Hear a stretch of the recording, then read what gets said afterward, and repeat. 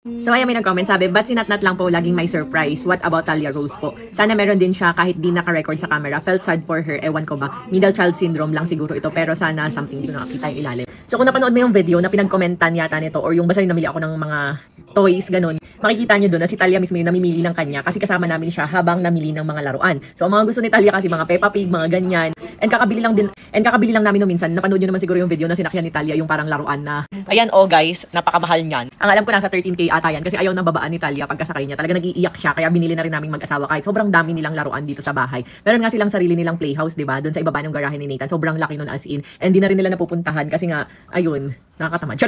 So ayan, wala namang middle child syndrome na nangyayari kasi unang-una si Natnat may sarili naman siyang bahay, yung Natnat house. Si Talia may sarili rin naman siyang bahay, yung Artalia's house, yung blue and white house namin dito.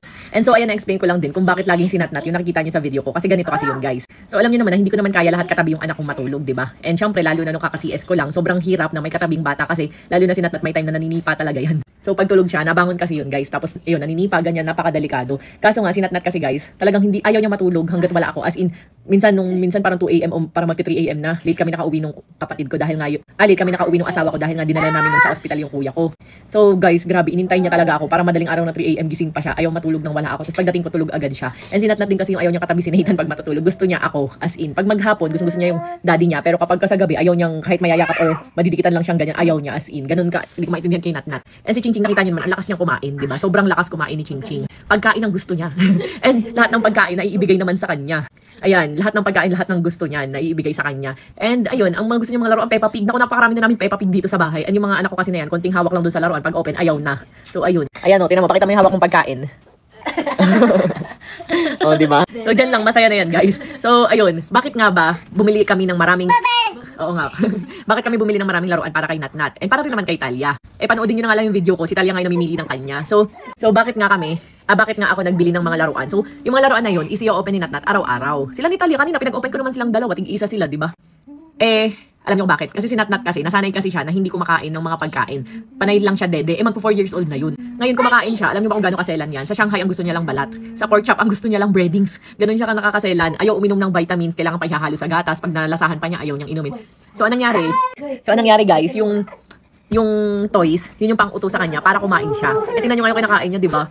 Sa pork chop, yung breadings lang, as in, tas gusto pa niya minsan ako yung magsusubo sa kanya. Yung ching-ching. So, gusto pa niya ako yung magsusubo sa kanya. Ganun, minsan nag-iinarte pa yung gusto niya si Ate Dean, si Ate Jean, minsan si Ate Andy. Iba-iba, minsan gusto pa niya yung daddy niya magpapainom sa kanya ng gamot. Ultimo nga yung sa sipon, kunyari, ayaw niyang ayaw niya uminom ng gamot or sa di ba, allergyhin yung skin niya, allergic rhinitis, tapos sensitive yung skin, ganyan. Ayaw niya uminom. So, yung mga toys na yan is pang-uto namin. Tulad nga lang sabi ko, wala naman akong favoritism. Katulad niyan, si Nathaniel. Ang katabi Nathaniel matulog, si Ate Jean naman. Tapos si Ate Dayan, ang kalapit naman niya ay si Ching-Ching. And si Natnat naman, ang kalapit naman ay ako. Kasi ayaw niya tumabi kay Ate Andy.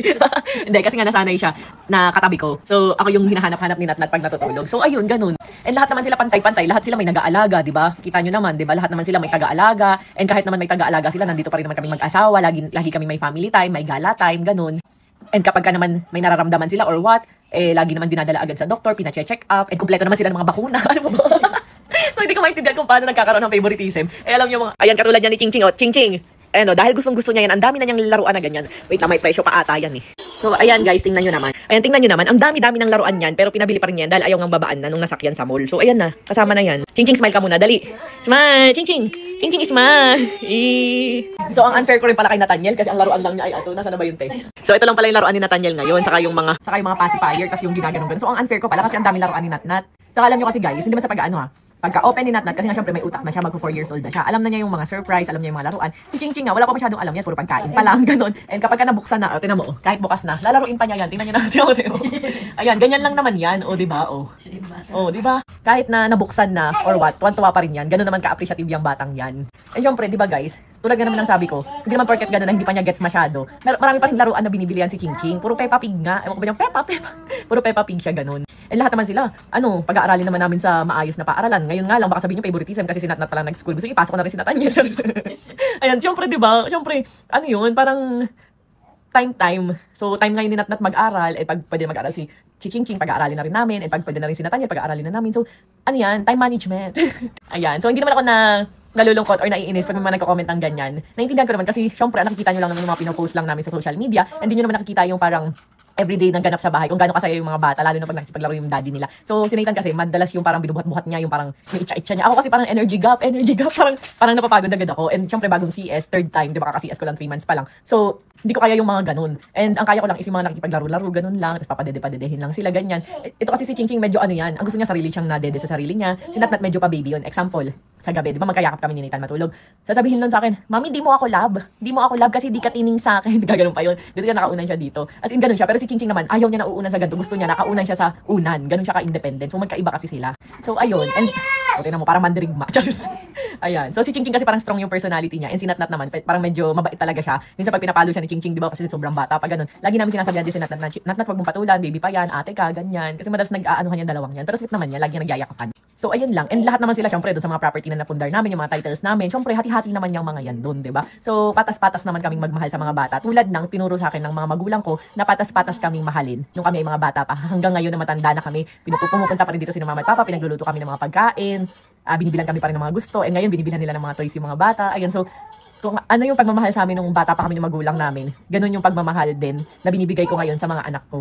And tulad nga ng sabi ko, kaya naman kami nag-e-effort. Sabihin na natin, hindi ko laging sasabihin na buhat-buhat yung mga bata o hindi ko laging sasabihin tutok na tutok. Kasi syempre nagbi-business kami, di ba? Syempre nag-work hard kami para sa future nila. Kasi ano naman kwenta nung lagi kong karga yung anak ko tapos wala namang makain. Lagi kong karga tapos hindi naman planado yung future, walang magandang kinabukasan, di ba? So syempre mas gusto ko yung balance lang, nakakapag-business, nakakapag-work at the same time kasama namin yung mga bata na susubaybayan namin tumanda, more family time. Kasi sabi nga, ang tunay na kayamanan is yung happy family, yung family na binuo na masaya, na punong-puno ng pagmamahalan. So ayun lang.